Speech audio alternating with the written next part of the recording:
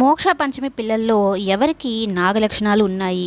విశాలాక్షి ఆత్మ ఎవరిలో ఉంది తెలుసుకోవడం చాలా కష్టతరం అయిపోతుంది. నాగ వశీకరణ మంత్రం ద్వారా నాగలక్షణాలు ఉన్న అమ్మాయి ఎవరో కనుక్కుందాం అన్నట్టు ఒక జపం అయితే చేస్తూ ఉంటుంది ఈ నాగేశ్వరి. అయితే పిల్లల చేతులకు ఉన్న రక్షలను ఈ చిత్రా జ్వాలలిద్దరూ కలిసి దొంగలించేస్తారు.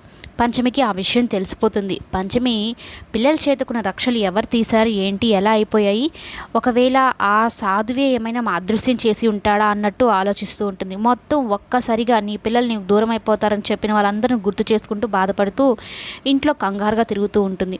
వైదేహి వచ్చి ఏంటి పంచమి ఏమైంది అని అడుగుతూ ఉంటే, నా పిల్లలకు కట్టిన రక్షలు ఏమయ్యాయో ఏమో అర్థం కావడం లేదు అత్తయ్య గారు, ఇది ఎవరో కావాలని తీసినట్టున్నారు అంటే, ఇక గుమ్మడికాయ దొంగ ఎవరు అంటే భుజాలు తవుడుకున్నట్టు చిత్రా జ్వాలలు వచ్చి ఆ ఏమైనా బంగారమా ఇంకేమన్నా ఎవరైనా దోచుకుపోవడానికి ఎక్కడో ఏదో పడిపోయి ఉంటుందిలే అనేది అంటూ ఉంటే, లేదు కావాలని తీసినట్టు నాకు అనిపిస్తుంది, అవి పోవడం నా మనసుకి ఏదో కీడును కూడా కలిగించేలాగా అనిపిస్తూ ఉందనేది అంటూ ఉంటే, ఇక ఏంటి అంతలా భయపడుతున్నావు, నీకులాగానే వాళ్ళకు కూడా ఏమైనా పాము లక్షణాలు ఏమైనా ఉన్నాయా అనగానే పంచమికి కోపం వస్తుంది.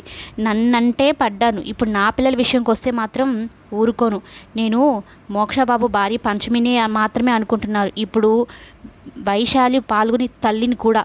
నా పిల్లల జోలికి వస్తే మాత్రం మిమ్మల్ని ఊరికే వదిలిపెట్టను, ప్రతిసారి ప్రతి మాటకి పడుతూ ఉంటానని అనుకోకుండా నాలుగు కత్తిరిచ్చేస్తానన్నట్టు బెదిరిస్తుందనమాట. ఇంకా ఆ దెబ్బతో నోరు మూసేసుకుంటారు. ఇంకా అలా వార్నింగ్ చెల్లిన తర్వాత మనం మంచి పనే చేశాము, రక్షలు తీసేసి అసలు ఆ పిల్లల విషయంలో ఉన్న మిస్టరీ ఎందుకు కనుక్కుందాం అన్నట్టు అనుకుంటూ ఉంటారు.